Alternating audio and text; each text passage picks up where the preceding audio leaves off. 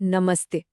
कभी ये ख्याल आया है कि किसी संत महात्मा की बातें सुन लेने भर से क्या ईश्वर मिल सकता है? आज हम इसी गहरे सवाल की तह में जाएंगे कि असल में सुनने और हकीकत में पाने के बीच का फासला कितना बड़ा है। तो चलिए देखते हैं कि आज के सफर में हम क्या क्या समझने वाले हैं। हम सुनने और पाने के फर्क से शुरू करेंगे, फिर रास्ते के धोखों को पहचानेंगे और आखिर में उस मंजिल का सच जानेंगे जिसकी तलाश हर रूहानी मुसाफिर को होती है। ठीक है, तो चलिए सबसे पहले और सबसे ज़रूरी सवाल की गहराई में उतरते हैं।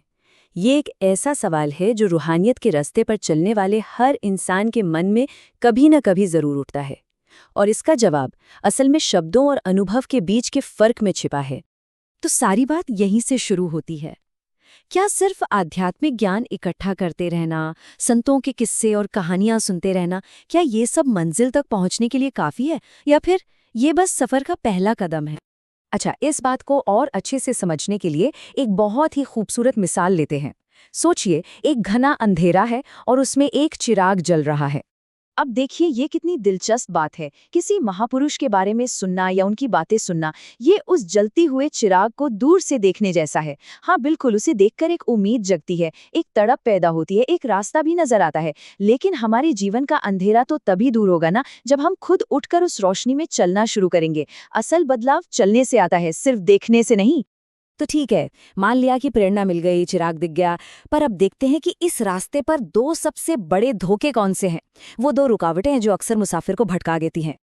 पहला धोखा है मुखौटों का, और ये हमारे दौर की एक कड़वी सच्चाई है।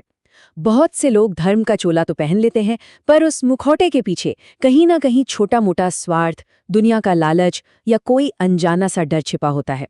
अब आप ही सोचिए, जब बुनियाद ही स्वार्थ पर टिकी हो तो वहां रूहानियत का असली फूल भला कैसे खिल सकता है? और दूसरा सबसे बड़ा धोखा, उसे इस मिसाल से समझिए। बाहरी पूजा पाठ और रस्में एक सीढ़ी की तरह हैं। सीढ़ी का मकसद क्या होता है? छत तक पहुंचाना। लेकिन सबसे बड़ी विडंबना ये है कि लोग अक्सर उस सीढ़ी को ही मंजिल समझ लेते हैं और उसी पर अपना घर बना लेते हैं। वो छत पर पहुंचने की कोशिश ही नहीं करते। मतलब बाहर सब कुछ करते हैं, पर अंदर कोई बदलाव, कोई तब्दीली नहीं आती। तो यहाँ पर सबसे जरूरी सवाल ये खड़ा होता है कि इन खतरों से बचने के लिए, इन धोखों से पार पाने के लिए एक सच्चे रहनुमा की तो जरूरत है। पर सवाल ये है कि ऐसे कामिल मुर्शिद को पहचाना कैसे जाए? तो एक सच्चा रहनुमा, जिसे कामिल मुर्शिद कहते हैं, वो होता है जो पूरी तरह से बेगर्ज हो, यानी निस्वार्थ, जिसे न दुनिया का कोई डर हो न कोई लालच। और इसकी सबसे बड़ी पहचान ये है कि वो इंसान को अपनी शख्सियत से नहीं, बल्कि सीधा उसके बनाने वाले से, उसके रचयिता से जोड़ता है। और एक सच्चा रहनुमा यही बात समझाता है। वो हमें इस सफ़र के सबसे ज़रूरी हिस्से पर लाता है। एक ऐसा हिस्सा जो बाहर के शोर शराबे में नहीं, बल्कि इंसान के अपने अंदर पाया जाता है। असल काम है तज़किया नफ्स का, यानी अपने अंदर की, अपने मन की सफाई। संतों की बातें हमें हमारे मन पर जमी धूल दिखा तो सकती हैं, पर उसे झाड़ने की मेहनत तो आखिरकार हमें खुद ही करनी पड़ती है, अपनी सच्ची इबादत से और निस्वार्थ सेवा से।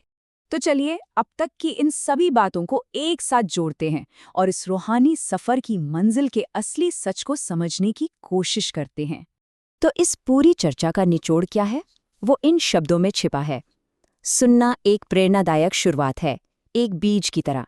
लेकिन खुदा की मोहब्बत का असली स्वाद और रूहानी सुकून तभी मिलता है जब आप स्वार्थ के मुखौटों को उतार फेंकते हैं, कर्म कांडों के घेरे से बाहर निकलते हैं और एक निष्काम मुर्शिद की रहनुमाई में उस पथ पर चलना शुरू करते हैं। क्योंकि अल्लाह, ईश्वर, गॉड की मंजिल महज कहानियां सुनने मात्र से नहीं मिलती। इसके लिए ईमानदारी, निडरता और अटूट प्रेम से तय किया गया एक लंबा सफ़र ज़रूरी है। और ये सारी बातें हमें एक आखिरी, बहुत ही गहरे सवाल पर लाकर छोड़ देती हैं। ये जानने के बाद कि मंजिल कहानियों से नहीं, बल्कि एक लंबे और ईमानदार सफ़र से मिलती है, तो असली सवाल ये है कि ये लंबा सफ़र तय करने के लिए कौन तैयार है?